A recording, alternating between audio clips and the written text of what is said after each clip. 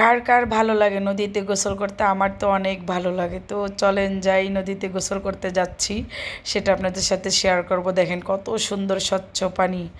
High, আসসালামু আলাইকুম, সবাই কেমন আছেন? আশা করি সবাই ভালো আছেন। আলহামদুলিল্লাহ, আমি তো ভালো আছি।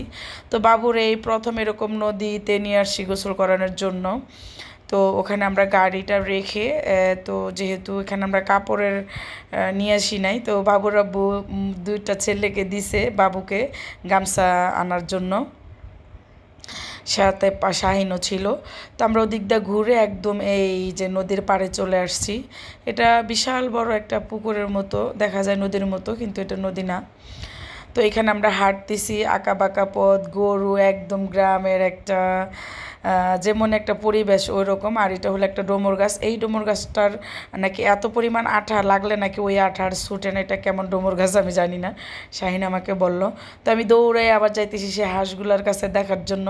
এই যে দেখেন হাঁসগুলো আমাকে দেখে দৌড়ে পানিতে নেমে যাচ্ছে বাবুকে আর আমাকে দেখে।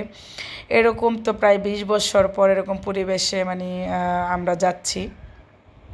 আমি তো গ্রামের বাড়িতেই বড় হয়েছি, গ্রামের সব কিছুই আমার ভালো লাগে, কিন্তু যেহেতু আমরা শহরে থাকি, মানে গ্রামের বাড়িতে একদম যাওয়া হয়ই না বললেই চলে।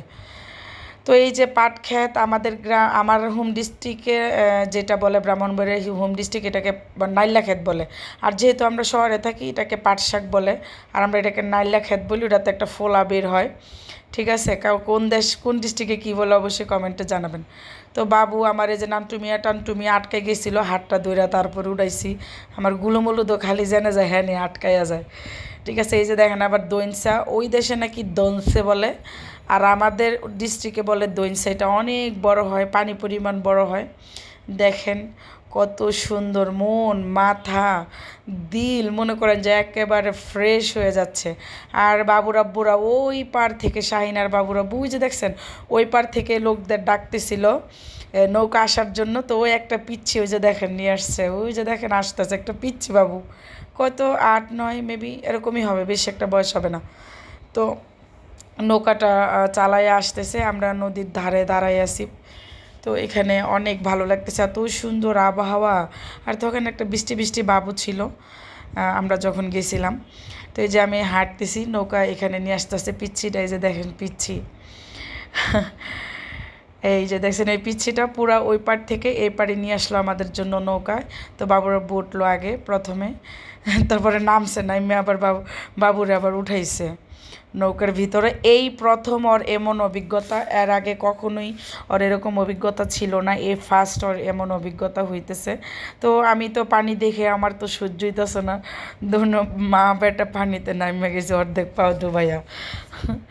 মানে প্রায় এরকম অনেক বছর আমরা এরকম ফিল, মানে এই প্রথম 20 বছর পর এরকম একটা প্রথম ফিল নিতেছি। তো মা বেটা পাহো নাচাইতেছি, যে কেমন লাগে দেখি, অনেক ভালো লাগতেছে।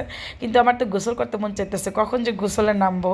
তো আমরা হলো একদম ওখানে গোসল করার হলো একটা ঘাট আছে, আমরা সেই ঘাটে যেয়ে গোসল করব। এই পর্যন্ত নৌকাটা আমরা নিজেরাই বাইয়া বাইয়া যাব, অনেক দূর, প্রায় 20 থেকে 25 মিনিটের মতো নৌকাটা বাইয়া তারপরে যেতে হয়েছে। আমি কতক্ষণ নৌকা বাইছি, বাবুরব্বু কতক্ষণ নৌকা বাইছি, কিন্তু পুরা নৌকাটা আমি বাইয়া প্রায় হলো 20 মিনিটের মতো পুরা নৌকাটা আমি বাইছি। সোর হলে অনেক ভালো হইতো, আমি নৌকা খুব ভালো বাইতে পারি। তো আমাদের গোসল টোসল শেষ, ওখানে প্রায় আমরা 2 থেকে 3 ঘন্টা ছিলাম। তো এই যে দেখেন শরীর ভিজা, পুরা শরীর ভিজা। তো আমরা রাস্তা দিয়ে যাইতেছি, গাড়ি তো রাশেদ ভাই আস্তে আস্তে চালায় আসতেছে, আমরা গাড়ি থেকে নাইমা মাটি পুঁতে হেঁটে হেঁটে যাব, ওই যে গাড়ি, ঠিক আছে? তো আমরা বলছি যে মাটি বুঝছে তো এতটুকু রাস্তা আমরা হেঁটে যাই, আমরা পাকা রাস্তা দিয়ে যাই নাই, মাটির ফিলটা যেন পাই সেজন্য। আর এখানে দেখি যে হলো অনেক মহিলারা ঘাস কাটতেছে, এগুলো নাকি চায়না ঘাস, ঠিক আছে? ঘাসেরও ভাই নাম হয়, আমগো দেশে এটাকে কী বলে যেন, ঘাস বলে আর কি, ঠিক আছে? তো এই যে এটা নাকি চায়না ঘাস, গরুরে কেটে কেটে খাওয়ায়। তো এই যে দেখেন আমি আপনাদের সাথে শেয়ার করতেছি, অনেক সুন্দর। আমাদের ডিস্ট্রিক্টেও মহিলারা কাজ করে, ঠিক আছে? ব্রাহ্মণবাড়িয়া ডিস্ট্রিক্টে, সব ডিস্ট্রিক্টে মোটামুটি মহিলারা কাজ করে। তো এখানে অবাক হওয়ার মতো কিছু নাই, কিন্তু ঘাস কাটতেছে, আমার কাছে ভালো লাগতেছে। আর আমার নান্টু মিয়া, মন্টু মিয়া, টুনটু মিয়া এই যে দেখেন কীভাবে হাঁটতেছে হিল্লা দুল্লা, আমার কাছে অনেক টায়ার্ড লাগতেছে, অনেক টায়ার্ড লাগতেছে। আসলেই এরকম অভিজ্ঞতা জীবনের এই প্রথম হয়েছে ওর। তো আমরা যাইতে যাইতে দেখি যে গাঁদা ফুল ক্ষেত, ওখানে অনেক ধরনের ফুল ক্ষেত আছে, দেখলাম আমি এই জিনিসটা। তো এই যে আজকের ভিডিওটা এ পর্যন্তই। তো কেমন লাগছে অবশ্যই সবাই কমেন্টে জানাবেন। সবাই ভালো থাকবেন। আল্লাহ হাফেজ।